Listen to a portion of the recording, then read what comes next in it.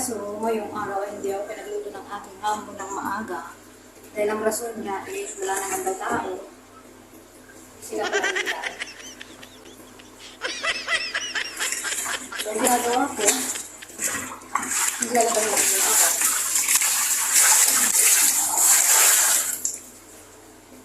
So, yan. Ang aga niya pang tumawag sa akin ng madaling araw. Alas 8 pa lang, tumatawag na sa cellphone. Hindi ko nasagot dahil hindi pa. Nakita ko lang yung school niya nung nagising na ako ng alas 6. Tumatawag pala siya ng alas 9. Madaling araw.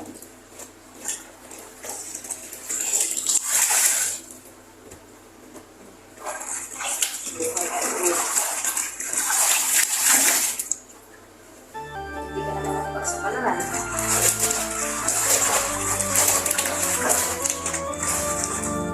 Kawawa.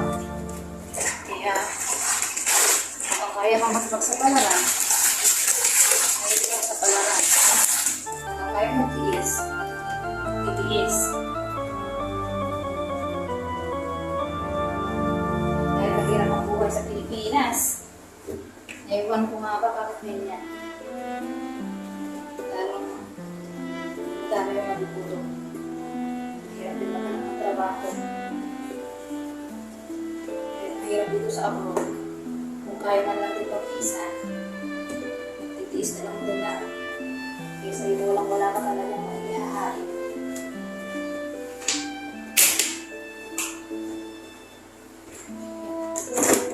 So, may yung aking dryer.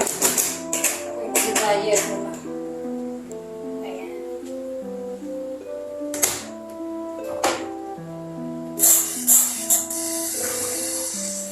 So, yun. Hintayin naman na natin siyang matapos.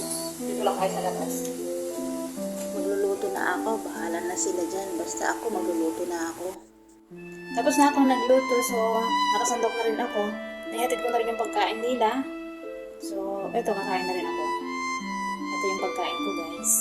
Kain tayo, guys. So, ito na yung pagkain ko. Ito na yung rice. Diyan na rin yung laham. Saka may lemon na aswad. May black na lemon. At saka may pilpil na malaki. Ayan. At saka ito yung aking salata. Ito yung aking salata at saka ito yung aking gulay. Tinatawag na marag. At, syempre, hindi mawawala yung liben. So, yan ang kakainin natin. Yan ang ating lunch. Kain tayo, guys. As usual, hindi sa tayong kakain. Bismillahirrahmanirrahim.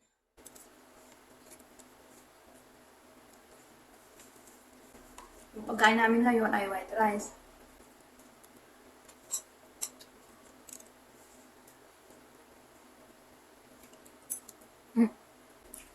Sumugod ako.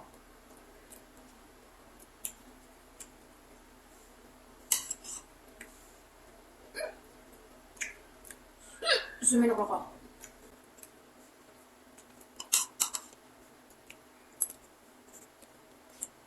Sarap ng sabaw. Akala ko to din, hindi ako paglulutuin ni mama ng lunch namin. Pagkalipas ng kalahating oras, nagbago yung kayang isip. Pinaluto niya ako ng white rice at saka laham. Ang tinatawag na laham ay karni. Kaya hayan, nalit yung aming kain ng lunch. Kasi yung laham, medyo may katigasan.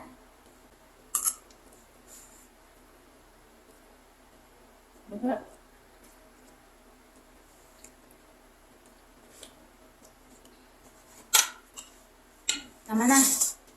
Baka maging butat na naman ako. Kain ko na lang itong gulay. Braised vegetable.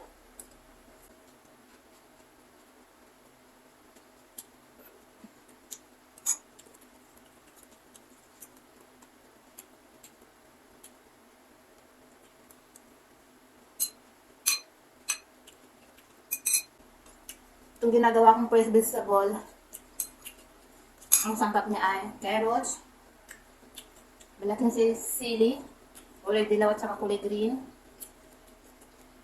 dahon ng McDonald's, at ruman, tinatawag natin granada. Prutas na granada.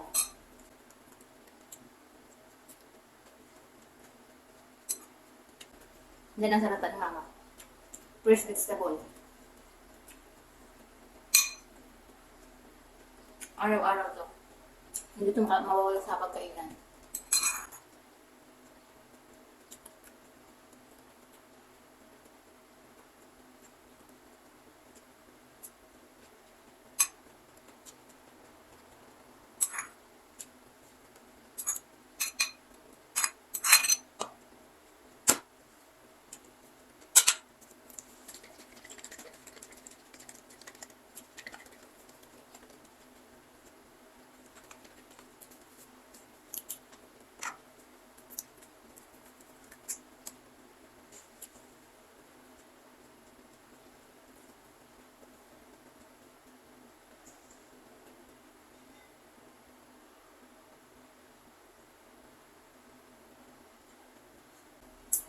Kailangan uminom ka nito para lagi kang palaban.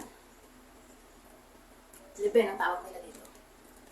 Kaya dapat marunong kang uminom nito pag nandito ka sa Middle East para marunong ka lumaban sa lahat ng mga pagsubok sa buhay. Marunong kang ipagtanggol lang yung sarili sa mga taong mapangakit. Yun lang guys.